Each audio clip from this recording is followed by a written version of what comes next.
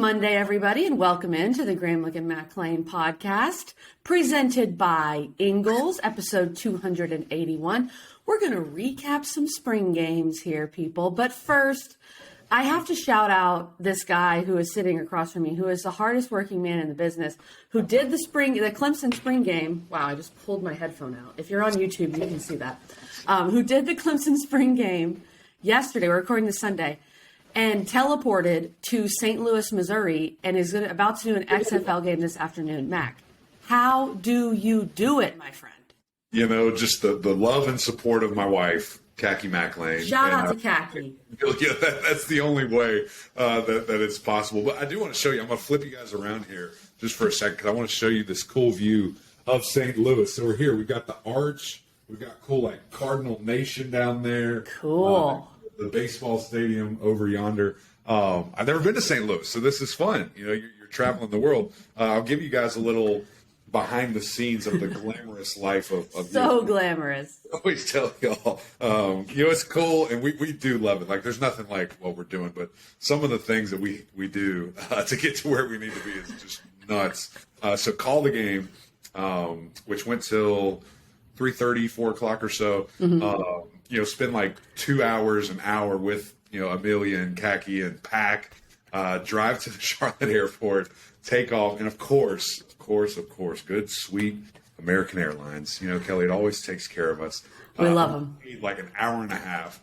The first little bit was for weather, which I was like, cool. The second little bit, which was a long bit, was because we didn't have ice for the planes. We could not leave. So we all are just sitting here for an hour. Waiting to leave for this iceless airplane. And I end up landing in St. Louis at like 2 a.m. Finally get to the hotel. I'm going to go to bed till 3 a.m. And here we are about to call a game. So it's XFL. Check it out. Insane. It's already you guys watching. But it's a fun weekend. This is why we do it. Mac, that is legit. And Mac, of course, is going to kill the broadcast today. So there's no doubt about it. And he was keeping up to date with all the other spring games as well, because we're going to hit on some of those. He called the Clemson game with Roy Philpott and Taylor Tannenbaum. I thought the broadcast was highly entertaining. You guys did a great job. Dabo just took over. I mean, that's the easiest paycheck of the year right there for you. That's right. It's so easy, KG. And he loves it. I mean, he really does. It's so funny. I think the XFL has had a little influence in broadcasting vision because he was going up to players, he was going up to coaches, he's doing mid-game interviews. We need to pull him over for, you know, like an XFL playoff game, get him on the sidelines. He could do it. I like it, Mac. Okay, so today we're going to hit on Clemson, and we're going to do Florida State on Wednesday, so stay tuned for that. But we decided to split it up evenly. We almost did like a spring game draft, and we just split up the 2 episodes. The next episode will come out Wednesday. So today we're going to talk about Clemson, North Carolina, Wake Forest, Georgia Tech, Boston College, and then Duke and Louisville, who play this weekend. We're going to talk about what to watch for them. So those are the teams we're hitting on today. Quick hitters, everything you need to know from what we saw from these teams in their spring games. But first, Mac, I know you had the pleasure, because you were in Clemson over the weekend, you had the pleasure to go by Ingles and just have an amazing time. You walk into an Ingles and it's a magical place. Tell us more about your visit to Ingles when you were in Clemson. Well, you know, it's a bit nostalgic for me, KG, because if you guys remember, I've told this story a couple of times, that was the Ingles that I was raised by. You know, we grew up. Issaquena. Right on Issaquena, and you know, I just remember again all those fun stories of, you know, if you were a student athlete in college, some people hate it. I loved it. Summer was the best because the best. Athletes were the only people on campus, so we were the only ones there, and our schedule was just so relaxed. It was so great. Literally, we would wake up every day, go work out, go to, you know, in summer school you do 1 class, maybe 2 if you're a nerd. You know, 2 class, and then you're done all day. And so we go volleyball, go to Ingles to get food, cook out, and then pool all day long. That's literally what we would do all summer for a million straight days. And it was nostalgic to me because I was just thinking of all those good times that Ingles on Issaquena Trail helped to provide. And we did a little cookout, you know, before the spring game. I didn't get a tailgate necessarily, but, you know, night before we got to get after it. Had some family in town. Rhino Mac, shout out to him and Athena. And then, of course, my in-laws were in town as well. So we had a big time, and all thanks to that Ingles right there. I love it, Mac. A trip down memory lane. I also got to meet Amelia before we all went to the All-In Ball. That and it was was the highlight of the weekend, to be honest. Man, it was the best day of my life. She is the cutest baby I've ever seen. She is so freaking sweet. Okay, we got to get to some football. But first, here's a message from our great partner over at Ingles. Did you know Ingles only sells USDA choice and prime cuts of meat? Maybe it's time to reward yourself. Our butchers cut all our meat fresh in the store every day. Grass-fed, organic, you name it. Not only that, we'll even cut it to order just the way you like it. And we grind meat fresh in the store multiple times a day. It's all in the bag. That's the best meat in town for the best folks in town. Ingles, low prices, love the savings. All right, Mac, let's start with Clemson. Let's start with the Tigers. First and foremost, the game that you did. There's a lot of takeaways. Again, I want to preface all of this by saying it's a spring game. You really do not know much at all from a spring game. Quarterbacks weren't live for any of these teams that I could see. A lot of these teams weren't even tackling. UNC was just doing thud on defense. Georgia Tech ran like 2 coverages. So we'll get to all that. But since you called the game, Mac, let's just start. Your initial thoughts on Clemson's spring game. Yeah, I think, man, the competitiveness was really good to see if you're a fan, to see all the, different situations Clemson got to be in. Dabo Swinney does it where he divides these teams as evenly as he can. Now, there's a lot of injuries, which that was very evident, I think, from, the jump when you see the first team offense and there's 3 missing offensive linemen, 2 missing wide receivers, and, one of the best running backs in the entire country not playing in Will Shipley. So that was something where you're like, okay, what are we really going to see here? On top of, just trying to be a little bit vanilla, at the end of the day, you bring in new coordinator, new system. I'm not showing you anything, you know what I'm saying? So very base plays were run there. But at the end of the day, it was a good competitive game where, it took to the very end to win the game. So from a viewer standpoint, it was exceptional. Now, would you probably want a little bit better execution? Would you want some bombs through the air for touchdowns from, Cade Klubnik? Probably. But again, just remember who he's throwing to, not having his starting guys out there, and the timing of all of it. That was one defense versus one offense. And that's about as balanced and as good as you could want it to be, because don't forget how good that Clemson defense is going to be, at the end of the day. So for me, from this like 10,000-foot view, KG, I don't know how you could have scripted it any better. I don't think there were any major injuries. Maybe Hamp Green, it looked like he got tackled kind of strange there. So I'm hoping that, from an injury standpoint throughout the ACC, we don't see anything crazy. And I don't think we did. Right. And of course, that's why you hold out some players. You don't play Shipley, things like that. I want to stick with the offense, and don't worry, we'll get to Peter Woods. We'll discuss Peter Woods. But Cade Klubnik finished the day 18 of 33 for 190 and 2 interceptions. He did not have a passing touchdown. I thought he started off really well. The first quarter, it was humming. He was hitting Brenningstool across the middle. He was making plays. It just felt like, he had those 2 picks that were both tipped. So tips or picks. I heard Dabo say it 17 times on the broadcast. It's still, and I know it's hard. He talked about purple jersey syndrome when you're not getting tackled. So it's different from a quarterback perspective. But I still think the thing that we talked about after the Orange Bowl, and that a lot of people have talked about, and the thing that Cade still has to improve upon, is that pocket presence, when to get rid of it, when to run, like that kind of stuff. I still think he's got a little ways to go. Is that too harsh? Is that what you saw? I think that there were certainly those glaring things like the 2 picks. Again, even though they were great plays by the defense, a couple of times where Coach Swinney said that would have hurt, like you would have been dead. That guy would have got you. You got to get the ball out. That would have hurt, Klubnik. Yeah, I think there's like 4 of those. That just at the end of the day, I think.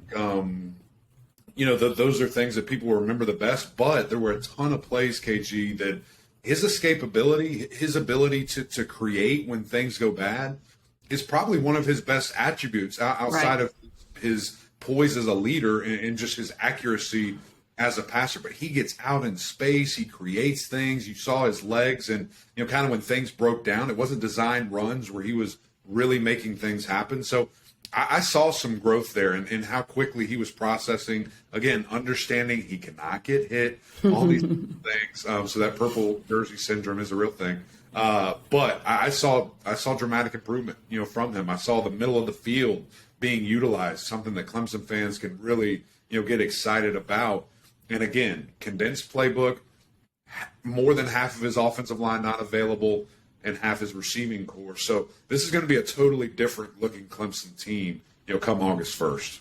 And just month 3 of Garrett Riley's offense, and really just spring, Really 15 days of practice. 15 days of practice. So a lot of growth to be had for sure. Let's flip it to the defense, because the defense looked really good, Mac. And I mean, the linebackers were on point. We talk about Barrett Carter and Jeremiah Trotter. Khalil Barnes was ridiculous. He's an exciting new prospect for Clemson. Makuba looked good. But let's talk about Peter Woods. And I want you to tell me. So Mac and I both attended Dabo's charity event on Friday night. It was great. They raised a bunch of money. They keep all the money in the state of South Carolina. We love it.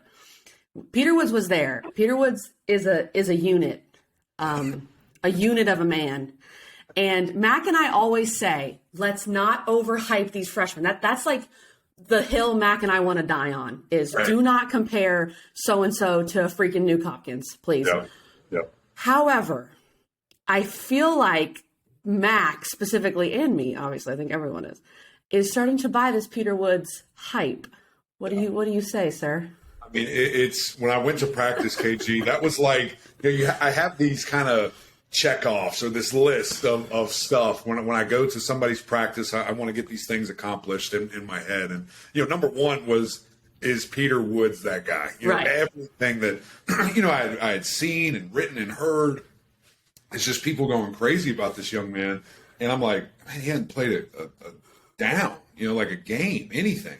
And, what's the hype all about? And so the first people I talked to is the strength staff. Then I talked to, some GA, some support staff. Then I talked to, Nick Eason, his defensive line coach. Then I want to talk to the opposing offensive linemen that are going against him. And everyone says the same thing. Everyone says that this guy is just far and above. And I ask why, what does that mean? And it starts with just his demeanor, his confidence, his want to. He's so dialed in. And then you look at the physical side where he's just this ball of muscle, this just freak who really, I've heard the Christian and Dexter and all these different things. To me, it's closer to Grady Jarrett. Like he, similar in stature. I think he's a little bit bigger, but the player that I think he could be is that Grady Jarrett type of guy who was, up until the last maybe season, the highest paid defensive tackle in the NFL. Maybe he's going to be back to that. I don't know. So, that's the type of player I think we're getting, as a Clemson, fan, when you look at that guy and the things that he's going to be able to do. So he made 8 stops himself, in the spring game. He blocked an extra point. I mean, he was wreaking havoc. But the most impressive thing, KG, and I know this is, again, just a freshman. There's a lot of good on this defense. His closing speed was nuts. I mean, he was tracing running backs. He was step for step with Cade Klubnik on a scramble drill. And I'm just like, this is crazy. This guy is nuts. So at the end of the day, there's going to be a learning curve. He's going to have to figure it out. He's going to be playing against really good teams, really good offensive lines, but he's right there. I mean, he's ready to contribute now. I think the hype, people are starting to buy the hype a little more. When you hear, he's a mix between Dexter Lawrence and Christian Wilkins, 2 of the best defensive linemen in the NFL, and 2 of the best they've ever played for Clemson. You think, okay. But I like the Grady Jarrett comparison. And Grady, I think, didn't get as much hype as he deserved while at Clemson. He was a 4th-round pick, I believe. Obviously, he did what he did. He's done what he's done in the NFL. He sacked Tom Brady 3 times in the Super Bowl. He's one of the best defensive tackles in the entire NFL. So he'll get more hype. Peter Woods already is getting more hype than a guy like Grady Jarrett. And that's right. Would you say, too, Peter Woods bigger than Grady Jarrett was as a freshman, for sure?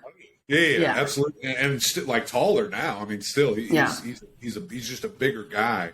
And, I think that's where the comparison to me makes more sense when I see that. KG, I've also got it. You mentioned those linebackers. I got to touch on them real quick. I know. UNC, but Barrett Carter and Jeremiah Trotter. I mean, I already had in my mind that they were, two of the best, if not the two best, linebackers in the country. The way that they reacted, to plays, there was this play down towards the goal line where Clemson's running kind of this, kind of stretch zone, outside zone where they think they have leverage. They think they have numbers, great play call, let's get it done.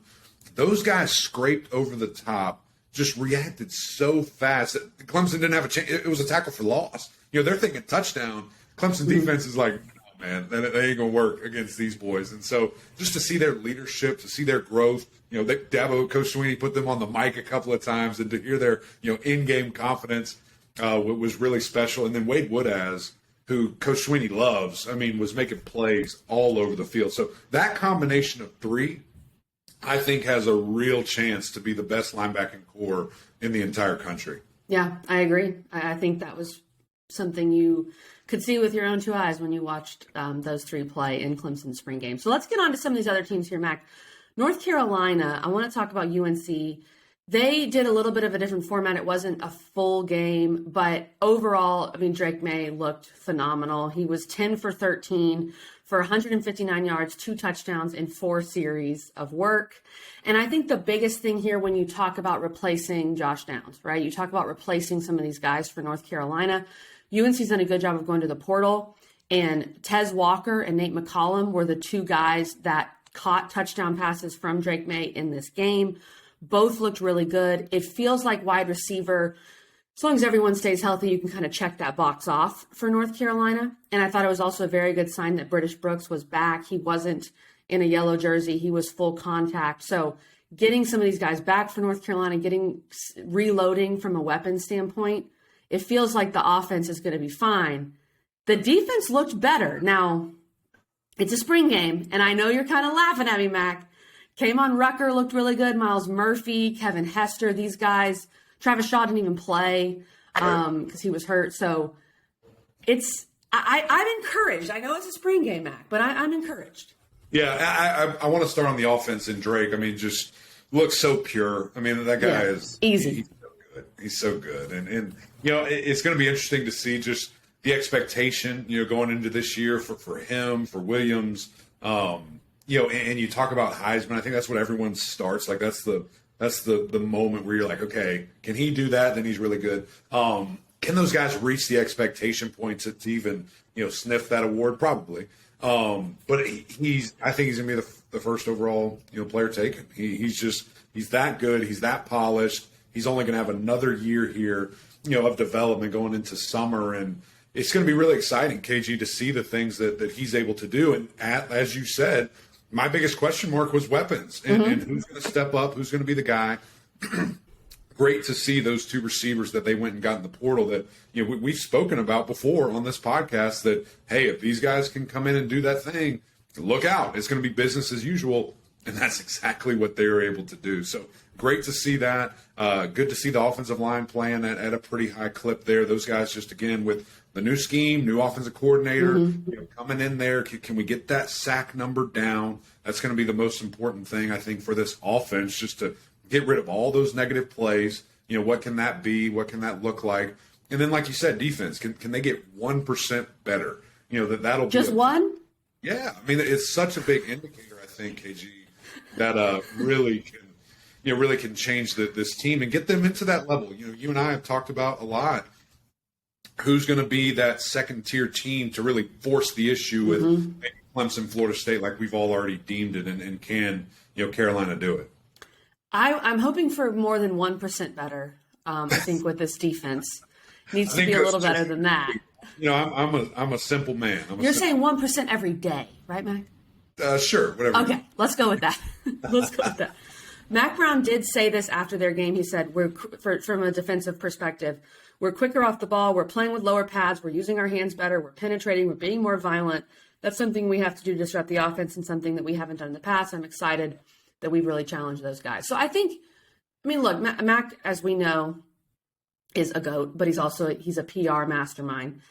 But if you watch some of the clips from the game, you do feel like this defense looked better, looked more violent, as he's saying, looked more physical. Yeah. And it's year 2 for Gene Chizik, and I think that's That's just where you've got to take that step. You have the offense. And to Mac's point, you don't have to become one of the best defenses in the country. But you need to get to, I would say, maybe the middle of the pack in the league. Right. I mean, shoot, if they're middle of the pack, I mean, you're in a really good spot. You're feeling great. Yeah, you're a whole different team. And I think what you just read there from Coach Mac Brown, that's the biggest area for, what's it been, 2-3 years now that we've sit here and said, you have to improve. That's where all those stars were. I know a lot of guys have transferred out or things of that nature, but still, that's the difference maker. Can you create tackles for balls? Can you create sacks, negative plays, and be able to shut down the run? And it's a different ball game. You're playing a different game if you're able to do that. And that'll be the biggest thing that I'm paying attention to all year long, for North Carolina. Yeah. We talk about defense with UNC. Let's talk about Wake Forest. I did not see much defense in this spring game. Great, Casey. Are you complaining? What's wrong with that? No. It was entertaining. Mitch Griffiths, he looks the part, y'all. 19 of 29 for 315, 2 touchdowns. He was slinging it all over the yard. You had some young wide receivers step up and have 100-yard spring games. Wesley Grimes had 10 catches for 157 yards. What the heck? Donovan Green looked really good. 3 catches for 111. I think he had a 49-yard catch and a 50-yard catch. So the deep ball is already humming for Wake Forest. I do feel like, Mac, too, with the defense, if you're the Wake defense, I always wonder how that works in practice. I know you've been to Wake's practices. Because you're not going up against other teams that run the slow mesh. So that may be a little odd for you to defend. But in the end, I'm not trying to make excuses here. It was an offensive showcase. And I'm good with that. That's what we saw from the Deeks, Mac. This is all I can say is sleep on Wake Forest if you want to. That offense is going to be just what we always expect. They're going to score. It's going to be at a high pace. The receivers are stacked. And Mitch Griffiths looks like he's going to be just fine. We saw him in week one last year, and it was business as usual. And so that's really what I expect to see, this year from Wake Forest as well. It's just, when come November, what can we do? That's always going to be the stigma, with Wake Forest until proven otherwise. But I think those guys are going to be solid. I think they're going to win a bunch of games, and offensively, I mean, they're going to be right along with anybody in the ACC in regards to scoring and yards and explosive plays. Yeah, and that's kind of my point with the Wake defenses. They're not defending the mesh, so it's hard to judge them from a spring game like that. But I also heard Dave Clawson talking about Griffith saying this is his 3rd spring. So, I mean, he's been there, and he's been behind Sam Hartman. He knows this offense like the back of his hand.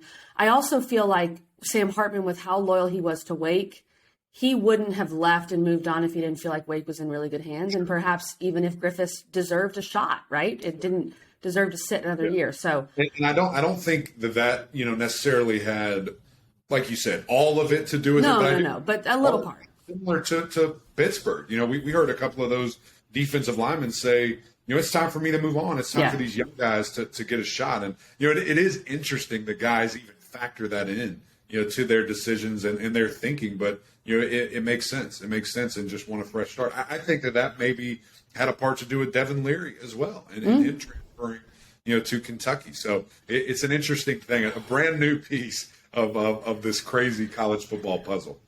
The NC State quarterback situation is very interesting. We'll talk about that on Wednesday's episode. Let's get to 2 more spring games that happen, and then we'll preview a few. Georgia Tech and Boston College. I think you've got to be pretty encouraged from what you saw from Georgia Tech offensively.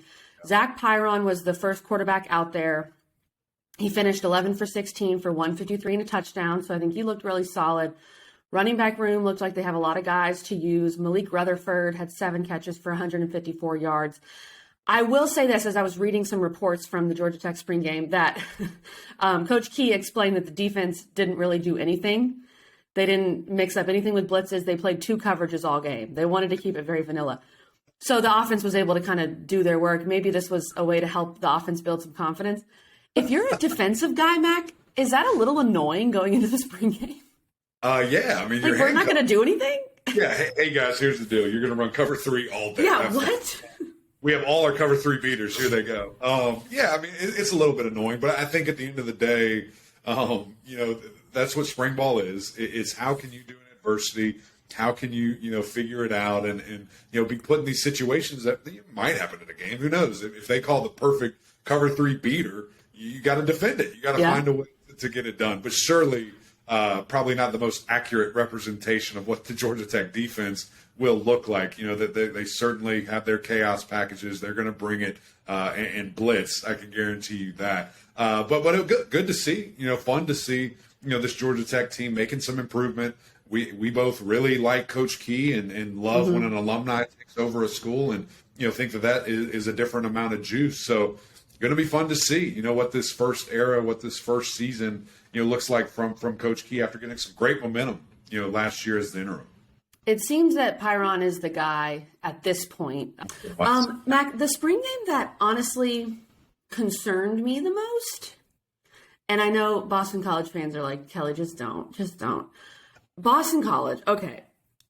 Emmett Moorhead, who had some really good moments last year in replacing Jerkovic when he got hurt. I thought he looked fine. He was good on some of those intermediate throws. Deep ball wasn't really there. Mahogany did not play, star offensive lineman for BC, so you're still holding out some guys. The DBs, the defense actually for BC looked very good. The DBs had 5 interceptions in the game, 2 coming from Amari Jackson. I know that's what Jeff Hafley is known for, and that's the problem with spring games is there's always give and take. You could say, okay, well, we had 5 picks, but our quarterbacks threw all those picks. So I don't know. I still think Boston College has a long way to go, but I think Moorhead is a talented guy at quarterback, but the turnovers and he's got to be able to do a little more. Yeah, and the long balls, it's going to be a big piece of that offense. They need it. To be able to connect on that and maybe it's just a bad day and it stinks that it was televised, right? Like at the end of the day, it's the one that we all get as.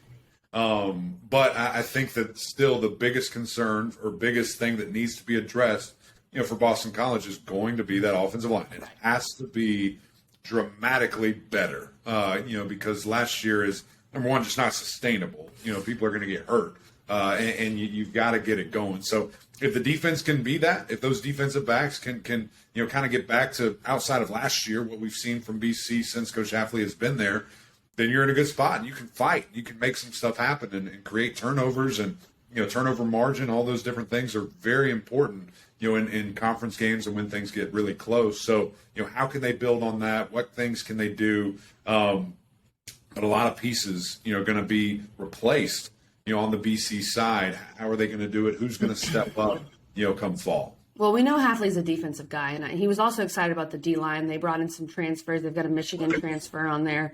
So they look kind of like North Carolina, KG. They've got pressure. They've been exactly towards the bottom, if not at the bottom, at sacks, tackles for loss, all those things for the last couple of years now. And I think BC's got to hit the portal again in April 30th. So a lot more to come there. Okay, 2 more spring games that are coming up, and then if we didn't hit on your team today, we're going to hit them on Wednesday for sure. Florida State, NC State, Miami, those schools are coming on Wednesday. Duke's spring game is this Saturday. Louisville's is this Friday. When I was looking up some stuff about how Duke's spring practices have been going, I think Duke's feeling really good overall, Mac. The offense, a lot of the same pieces. Graham Barton has been out, the star tackle, but that's not really a concern. Riley Leonard and the wide receivers are still gelling. I like what Mike Elko said. They went to the portal, Mac, and this is what I think you do if you're a team like Duke. They have, bringing in the portal, they brought in 7th-year DB Miles Jones, 6th-year DB Al Blades, and 6th-year D-tackle Jamion Franklin to help boost that defense. So you're not, you're never going to get the 5 stars at Duke, but you can get the 25-year-olds. Was I playing with them? Like that's. You can get the 25-year-olds back. 7 and 2 6. That's crazy. Is like AARP sponsoring the defensive side? These guys like high school class of 2015. I don't even know. That's crazy. Hey, whatever it takes. If that's what you need, if you need leadership and you need guys who are ready, go do it. Go do it. That's crazy that we're in this world. When does the COVID year run out? When does that stop? Is it technically the upcoming seniors are the last ones with a COVID year? It was the juniors this year. We're almost done. I can't wait. Almost. My gosh. But people will figure out how to. Our roster management, all these things. Yeah. People have just been straight. And the high schoolers that have been affected. Anyway, very True. excited. Riley is going to, man, he is such a dog, such just a straight shooter, really good player. I think he's only going to get better. I cannot wait to see game one, welcoming the Tigers. That's right. Played. It's going to be incredible and a great litmus test, really, for both teams. We'll know, where they are immediately. And just the things that I'm hearing, the progress that he's making, the again, connections with his wide receivers. We saw it last year, only going to be better this year. Jordan Moore, I expect to take a really big step.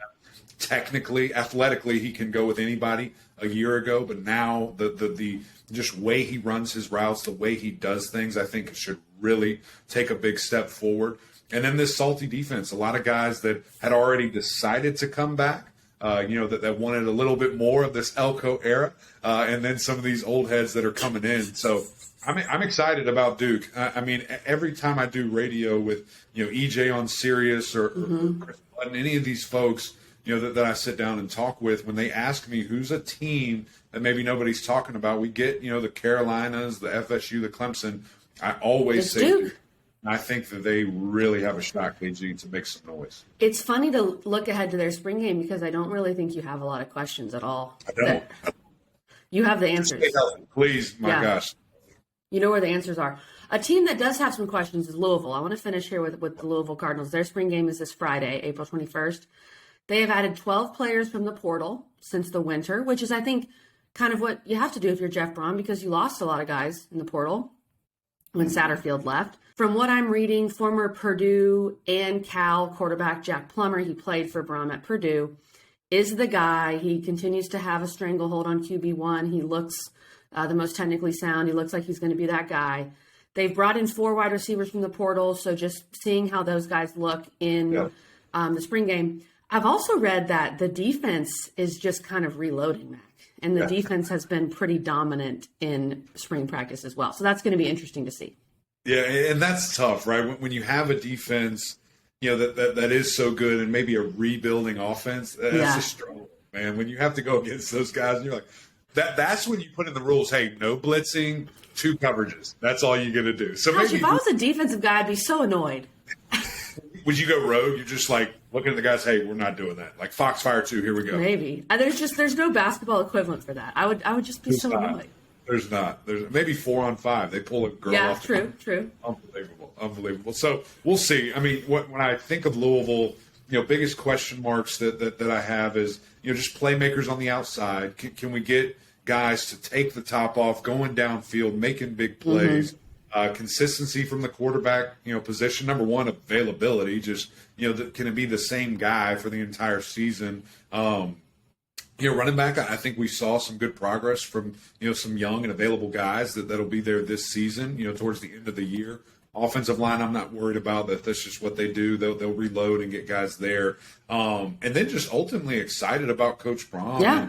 And, the things that he's going to do. Everyone that I've spoken to that has anything to do with Louisville says that we are more excited right now than we've been in a very long time. Like, to get a guy like that, we mentioned it with Georgia Tech, to have an alum come back and to lead your program, there's a lot of juice. And so I hope that stadium gets filled up. Right. I hope support is there. And then ultimately on the field, those guys able to do what they do. When you look at their schedule in the fall, no Clemson, no Florida State. Make some noise. Take that gift and do something with it, because you've seen both of them for the last whatever years you've been in the ACC. And that's the other thing I'm intrigued too, Mac. It's a good point. Their game's Friday night.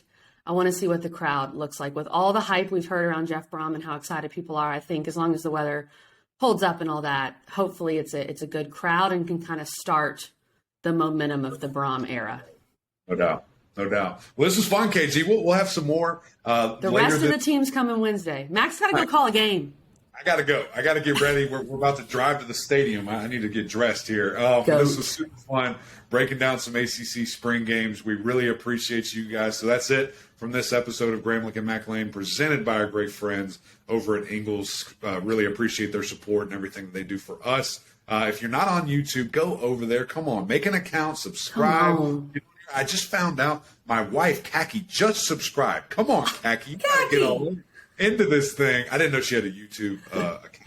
That's great. She's adding to it. She's adding to the numbers there. And, of course, the OGs over on Apple Podcasts. Rate, review, subscribe. We would greatly appreciate that. But until next time, we'll see y'all.